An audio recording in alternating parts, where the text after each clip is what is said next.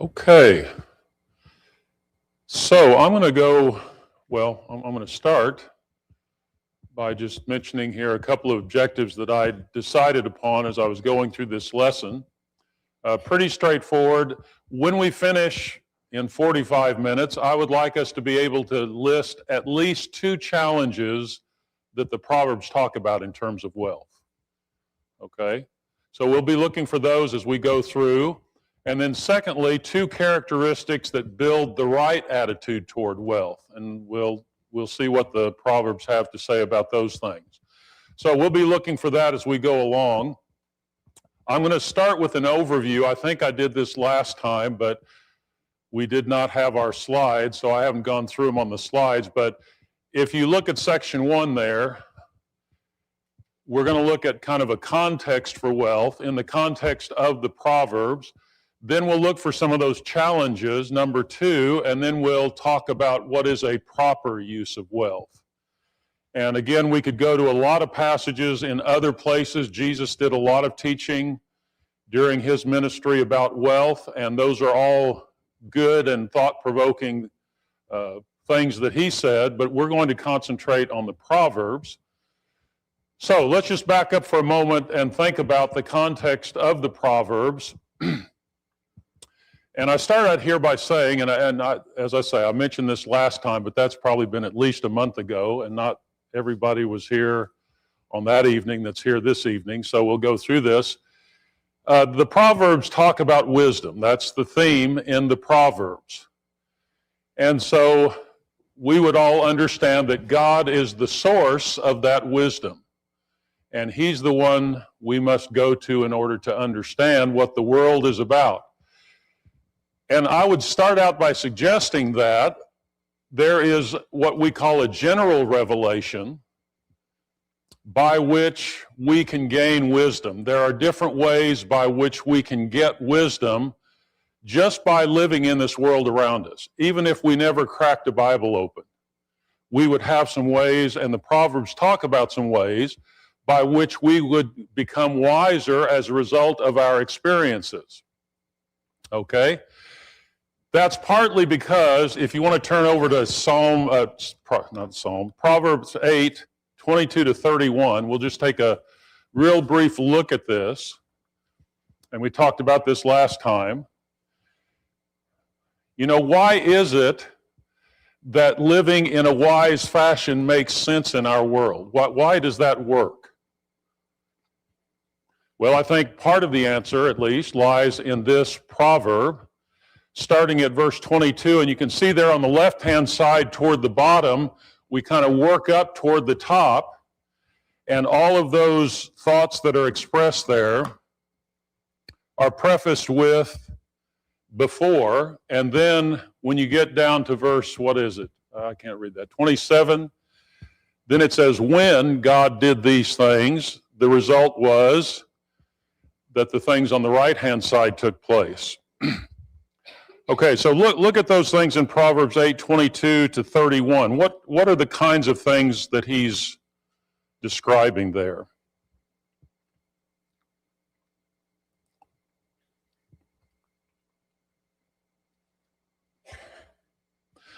For instance, verse 22, the Lord possessed me at the beginning of his work, the first of his acts of old.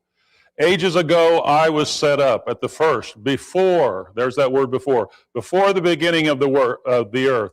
When there were no depths, I was brought forth. When there were no springs abounding with water. Before the mountains had been shaped, before the hills, I was brought forth. So what's being described there at the outset? What's he talking about? He's talking about someone, and he's talking about a major event in the Bible.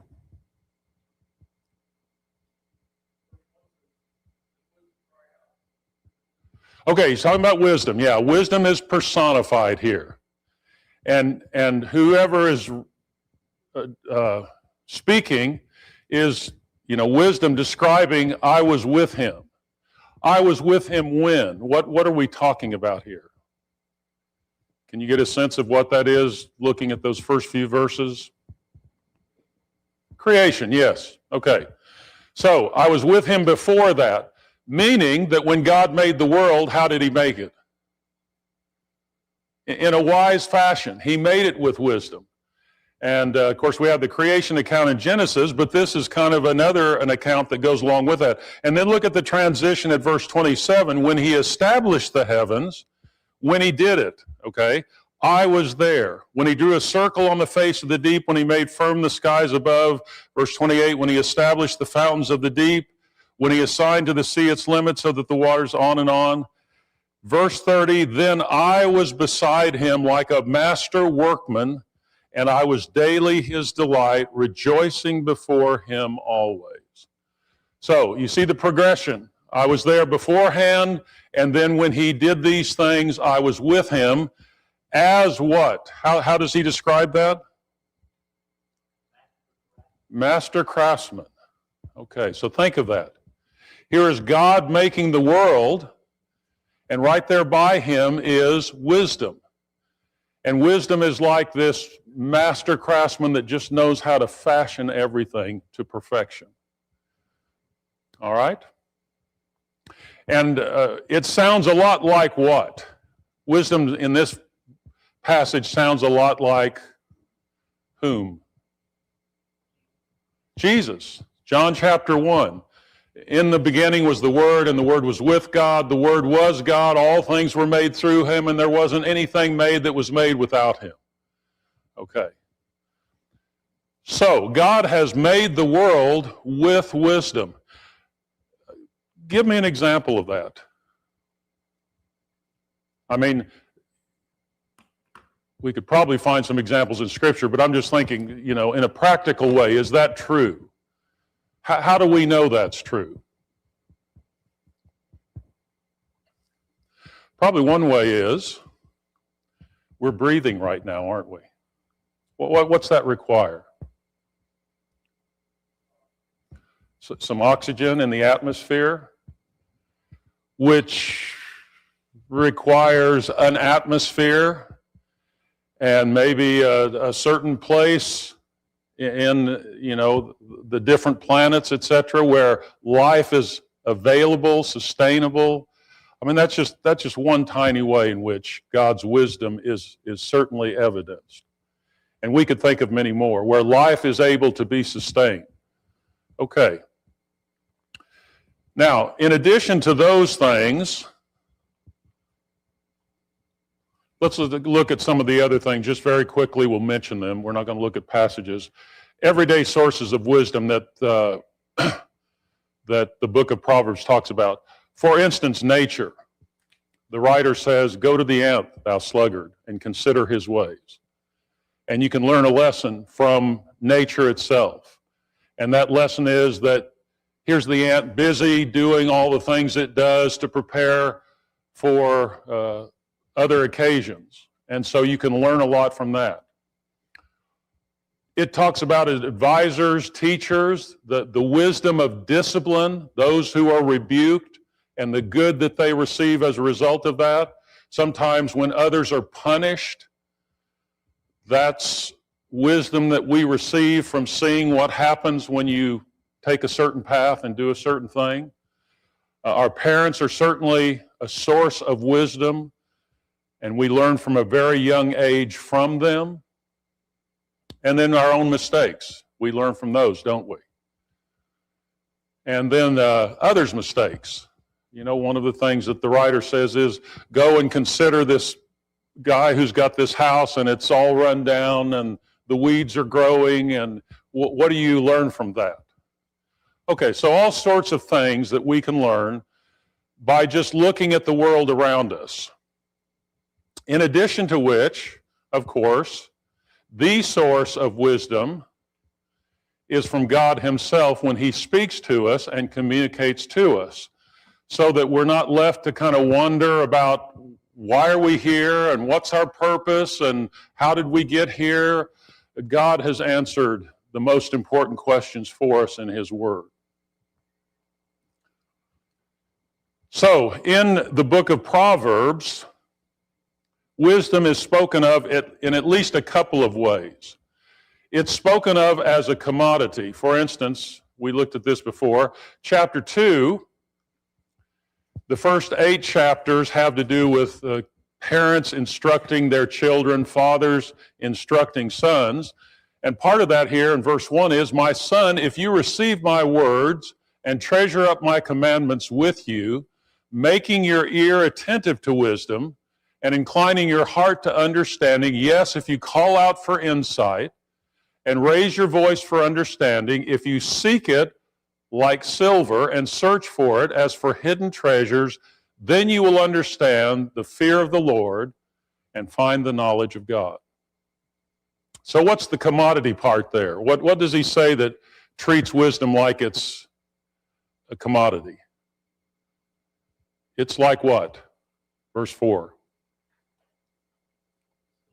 Silver, treasure. Okay, what do you do with silver or treasure? Well, those are precious materials, minerals, and so you get them and you might store them somewhere. You might use them for a certain purpose. Okay, in addition to that, look at verse 10 of Proverbs 8. "Take my instruction instead of silver, and knowledge rather than choice gold. For wisdom is better than jewels, and all that you may desire cannot compare with her." Okay, same idea. And we all know this one, 23:23, "Buy the truth, do not sell it, by wisdom, instruction, and understanding." So wisdom, in one sense, is like a commodity, something that we can go out there and get and take with us and use and really make a part of us. Because the second way in which it's used is not simply as a commodity, something we can get, but something that we become, part of our character. Okay, again, we won't read all the Proverbs that talk about this, but look at some of the descriptions that are used. Someone who is wise speaks, acquires knowledge, increases learning, conceals knowledge, restrains his lips. Now, is that second list contradictory to the first?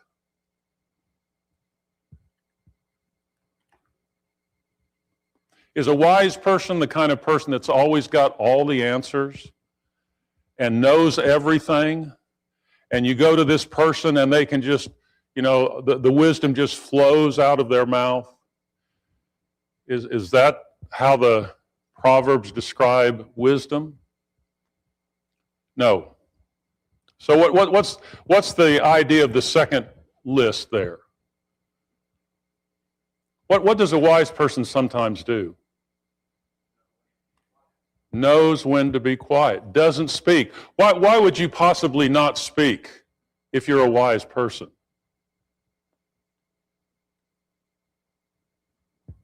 Yes.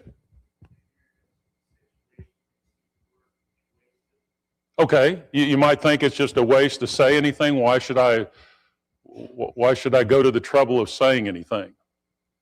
What's another reason you might not speak? At times you might conceal your knowledge or restrain your lips. Michael? Okay.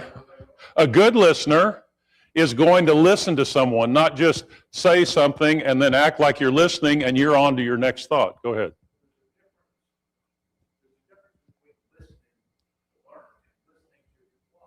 Okay. Okay. Okay. And I like the phrase there, listening to learn. You're actually learning something when you're listening, and that's a product of wisdom, isn't it? Okay, Ian and then James.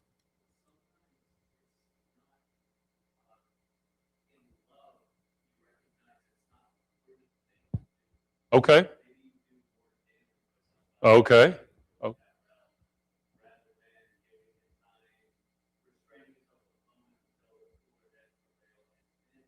Okay. Great idea. Great thought. James? Okay. Yeah. Okay. Yeah, so Jesus would be a great example of someone who maybe did this on occasion. He didn't say anything, and he listened. All right, here's some other qualities. Fears God, keeps the law, listens, accepts, hears, wiser as a result, increases, lays up something, walks with the wise. You know, you spend your time with wise people. So those are some attributes of wisdom. And so the idea is not that this wise person is just the smartest, most intellectual person you've ever known, why they can articulate any subject at just the drop of a hat and give you all the information that you need to know. That's what the world thinks of as somebody who's wise. What's a possible problem with that picture? Why is that person not necessarily the wise person that Proverbs is talking about?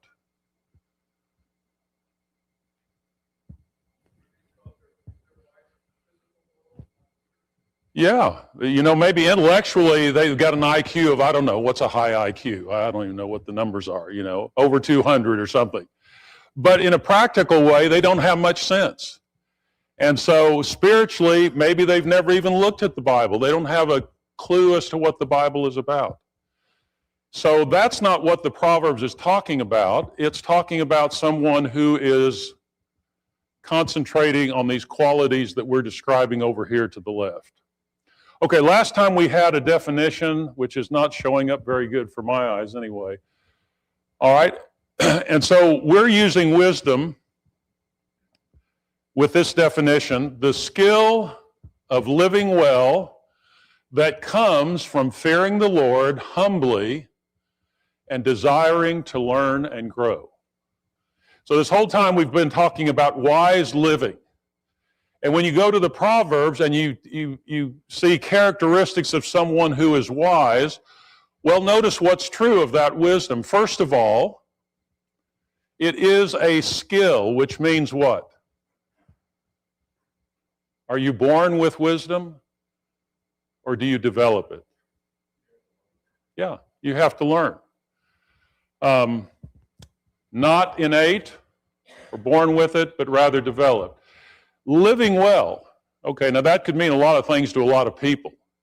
What does Proverbs mean by living well? We'll say a little more about this in a minute, but what do you suppose is the idea of living well? Righteously with God is at the forefront. And what does that lead to as far as the rest of your life? If somebody's living a righteous life and they're using wisdom in their life as God has given to it, what's going to be true of the rest of their life, most likely? Is it going to be in harmony with principles that we know to be true? Is someone probably going to be, you know, somewhat successful at some of the things they do? Maybe if they have a family, their family is thriving. I mean, you can think of a lot of things that have to do with that, and the Proverbs talk about those and many other kinds of relationships. Okay, so in terms of living well, the word shalom, you heard the word shalom? That's a Jewish word. It's often used as a greeting, peace. But it also carries with it the idea of being prosperous and benefiting and receiving God's blessings. And then this idea of wholeness and completeness, and we'll see this in just a moment. Okay, fearing the Lord, what would that have to do with anything? What does the proverb say is the beginning of knowledge? The fear of the Lord is the beginning of knowledge. So if I'm really going to learn, what do I have to start out, what's my attitude need to be? Yeah, I need to fear God. I can learn something. Go ahead, Michael. Okay. Yes. Yeah. Okay. Okay. And that really fits with this idea of well, let me say first, the awe, respect, admiration, honor, kind of as a starting point. And then notice, living humbly, which kind of bears out what Michael's saying. We don't have the answers. God is the source. That's why we're looking to Him to help us out. And that's why He's given us wisdom so that we can use that. And then finally, All of that is to the end that we desire to learn and to grow. And so we're willing to learn, and we're willing to grow, and we're willing to improve in what we're doing. Okay? So that's our definition of wise living. Someone who is skillful and prospers in the ways that the Proverbs talk about as a result of fearing God, living humbly, and wanting to be better in what we do. Okay, almost done here before we go into our challenges here. And again, last time we talked about this. Chapter 3, verses 1 to 12. Turn over there, chapter 3. This is a great passage. If you have a passage that you want to remember in the Proverbs, I mean, there are a lot of individual Proverbs that are great, but there are some sections of Proverbs that are really good and worthwhile. One of those being chapter 3, 1 to 12. Another being the one we looked at in chapter 8, verses 22 to 31. But let's read at least a few of these. Somebody start us out there, 1 and 2. Chapter 3, 1 and 2. Just read it out loud.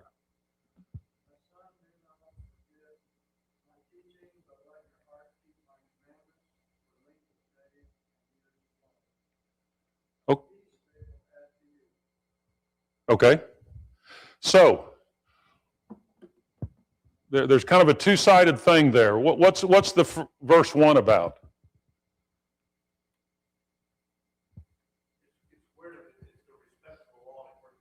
Okay.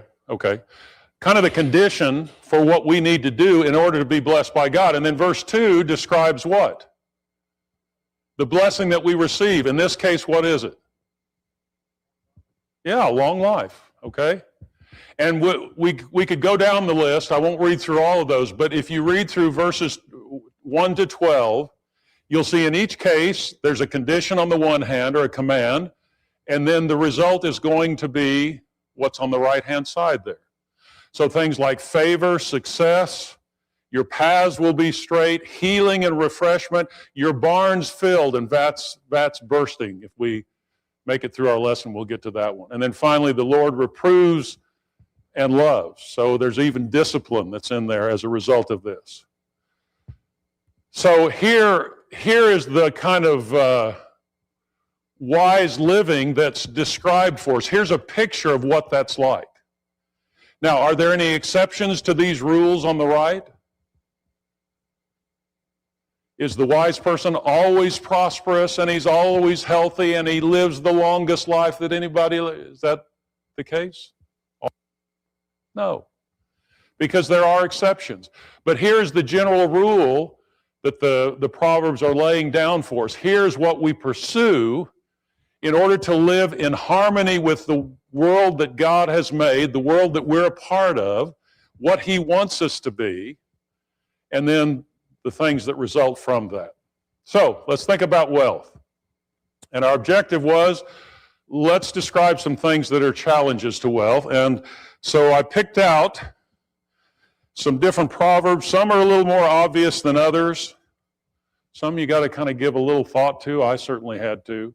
So let's look at these just in turn. Proverbs 11:16, a gracious woman gets honor and violent men get riches.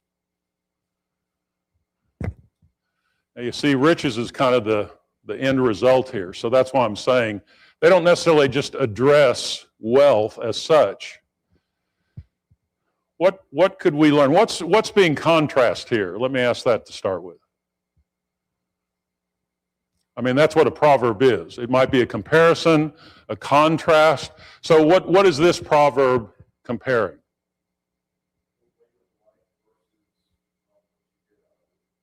Okay, the way of life versus what you get out of. And very simply, if you look there, start with a woman versus a man. And what qualities does the woman have? This woman is gracious, whereas the men are violent. Well, what's the outcome? She gets honor, they get riches. All right. So is this telling us anything about wealth?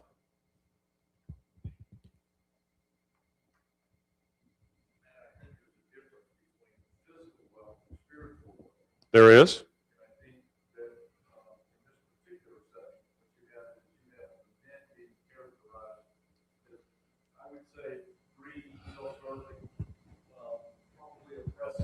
Okay. Okay. Exactly. I think that's the contrast there. So what's that telling us about a challenge that goes with wealth? I think all those descriptions you used were spot on. So what do we need to do in terms of wealth? What's a challenge that we might have? A tendency to do what in order to get it? Yeah, compromise, or kind of sounds worse than that in this verse.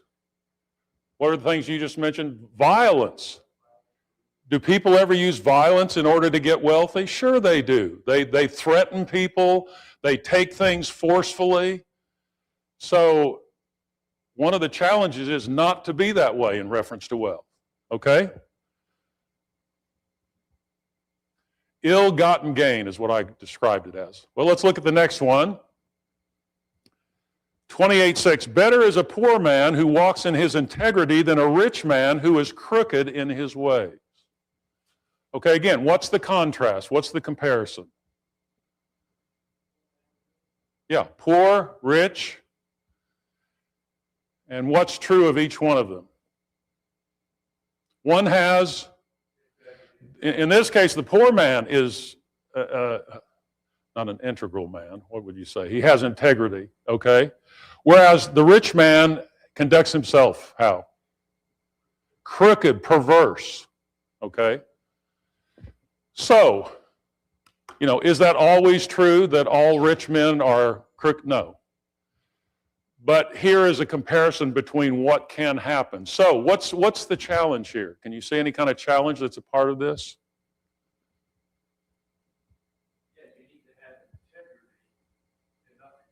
Very much so, yeah. So, again, can you get wealth by being crooked and perverse? Sure you can. You can be dishonest, you can be greedy, you can get stuff that's not really yours, but that's not the way to go about it. Okay, so I said misuse there, misusing what you have. And notice, crooked in his ways, that's kind of becomes his lifestyle, doesn't it? All right, letter C there, Proverbs 28:11, a rich man is wise in his own eyes, but a poor man who has understanding will find him out. Okay. Comparison. What is it? Just like the others, rich and poor. Okay. What else? What else is compared?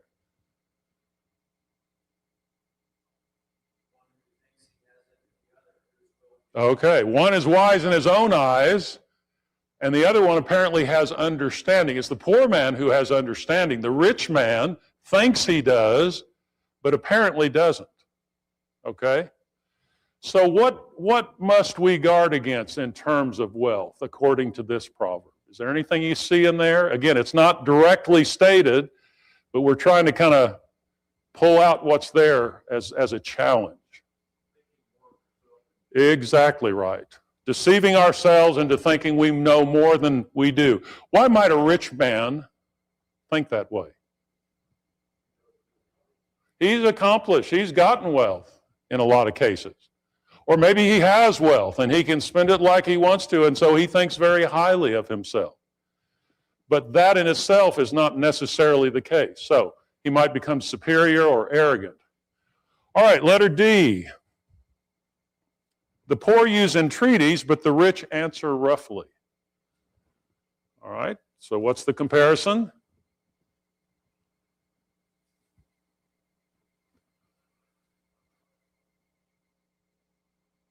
Oh, wait. Wrong one, isn't it? I read the wrong one, so which is right? Okay, I skipped one. My fault. Let's go back to letter D. A rich man's wealth is his strong city and like a high wall in his imagination. Okay? Now, this one's not so much a comparison, is it? It's a description of the rich man, and what does the rich man do? Very confident. His wealth is his strong city.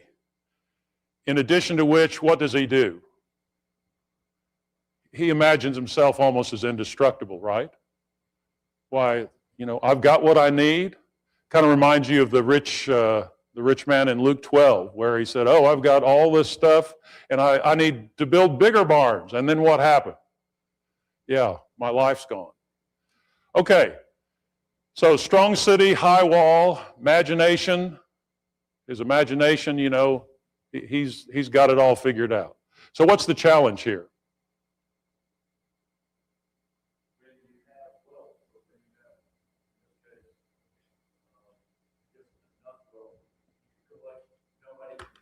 Okay. Yeah, Ian?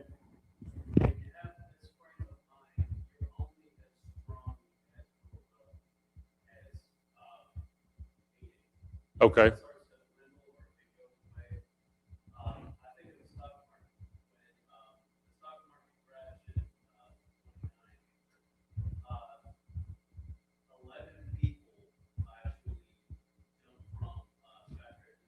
Okay. Gone overnight. Okay.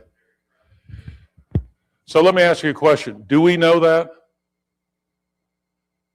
Do we know that that's true of wealth? Yeah, we know that. But what? Do we ever forget it? Do we ever start acting like that's not the case? And we start kind of feeling secure because we've got this or that, It's easy for that to creep in and to start influencing the way that we think. That's why we need to just remind ourselves of that.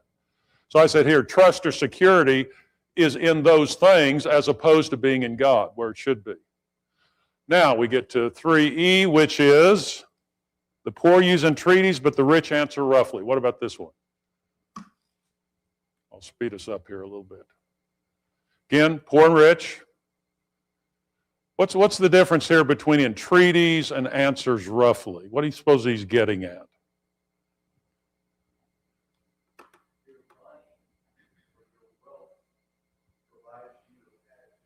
Yes. You're making entreaty for someone to help you versus you might answer kind of roughly because you think you're in charge of everything. And so what we've got to guard against is that kind of an attitude, rude or contemptuous, especially of others that don't have as much. Okay, look at letter F, Proverbs 11, verse 4, and then verse 28. These both have this idea of righteousness. Riches do not profit in the day of wrath, but righteousness delivers from death. And then verse 28, whoever trusts in his riches will fall, but the righteous will flourish like a green leaf. And again, these are the right ones. So what's he tell us here in verse 4 about the difference between riches and righteousness? If I'm rich, does that mean that I'm not righteous? Not necessarily. A rich person could be righteous. But again, the challenge might be that if I get riches, I start relying on that instead of doing what's right, living the right way. And so he talks here about that resulting in the day of wrath or death, which in the Proverbs doesn't always mean physically dying. It just means, maybe poor circumstances and things that happen to us. So I said a substitute for doing what's right. Riches, is that possible? Someone gets wealthy and that starts taking the place of trying to live the way God wants us to? That can happen, can't it? For some of the same reasons as we've talked about already. All right, and then what about the second one there? Trust in riches versus being righteous. Notice, the righteous are going to do what? Some of these great images in the Proverbs, you just have to stop and think about it. What? Flourish like a green leaf. How does a green leaf flourish?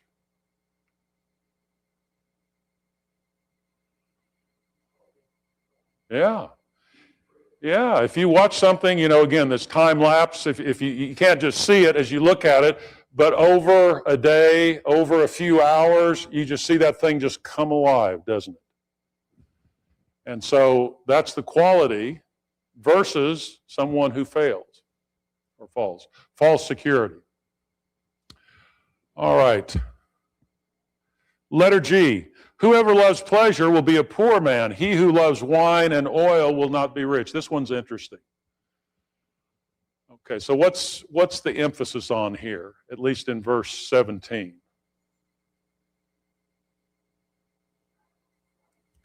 Okay, lack of control. Here is someone who loves pleasure. They love wine and oil. And the result's going to be what?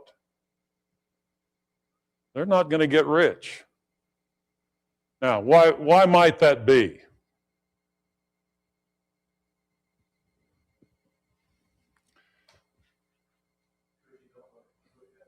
Yeah, okay. That's kind of what you're seeking. That's what you're out to get. And it's going to be kind of a dead-end road. Add a couple of verses, and I suggest this in various places, give a context to this. So look at verse 16. He goes on to say, if I can find it. No, I don't have it on mine. Okay. One who wanders from the way of good sense will rest in the assembly of the dead. That's not a very good place to be. Whoever loves pleasure will be a poor man. He who loves wine and oil will not be rich. That's the one we read. So I got to go back to 15. When justice is done, it is a joy to the righteous, but terror to evildoers. Now, I want you to notice something.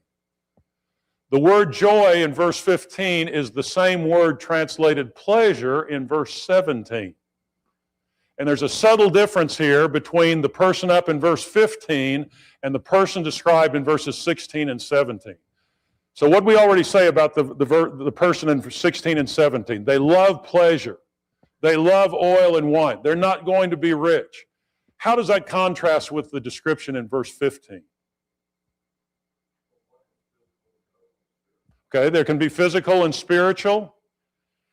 What seems to be the focus of the person in verse 15? Justice. When justice is done, what results? Joy. So it's almost as if this person is trying to do what's right, trying to do what's just, and what results? Well, guess what? You're prosperous, you're joyful as a result, versus the person who's out to just enjoy themselves. And this proverb says, well, they're never going to achieve that. Okay? So, a lot of different challenges. Two ways of life are being described here. Seeking pleasure, and he says that finds poverty. So, I said seeking that which is sensual. Okay, one more, and we're almost out of time here. This is 14:20. No, 13:7 and 8.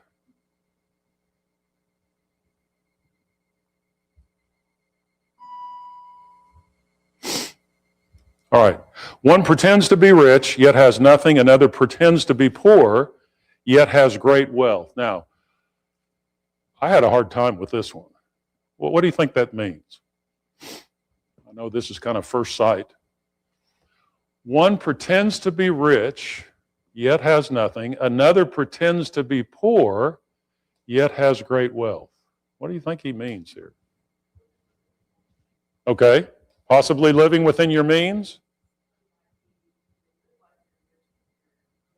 Okay, all right. Somebody who's in debt, they're living it up, but they don't really have anything to provide that for. Look at the next verse.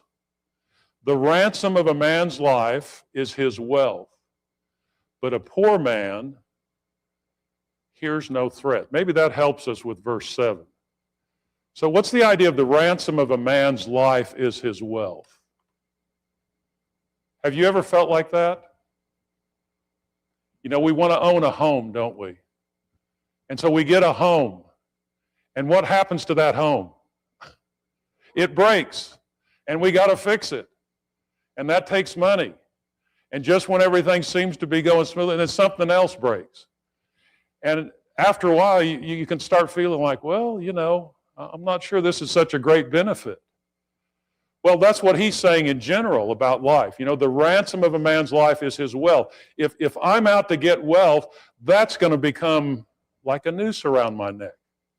It's going to take control of me, and I'm always going to be conscious of that instead of, on the other hand, the poor man. Less cares. And so I said, kind of like the parable of the sower, cares and concerns of the world. All right, I'm going to fast forward because we're out of time. We didn't get to the good part, which is the positive stuff. I'm going to skip through these. Well, we don't have time. I won't go through it. Okay. Yeah, here was one that 24 talks about it doesn't last forever, but then when you consider the context around it, it's really talking about taking care of your flocks and herds because they're going to provide for you. So it's not necessarily a negative thing. It's saying if you'll make the effort, God will provide what we need from that. So we'll end at this point and ask, what are some challenges with wealth? Well, there's a list, which is a little bit hard to read. So, ill-gotten gain, misuse of what we have, an attitude that's superior or arrogant, misplaced false sense of security, being rude and contemptuous as a substitute for righteousness. Those are just some of the challenges that wealth can pose to us. Okay, so maybe sometime we'll do part 2. Anyway, we'll stop there, and next week we will have a singing. And I'll send out an email if you'd like to lead a song or songs or read a passage of Scripture. This will be your opportunity next Wednesday night.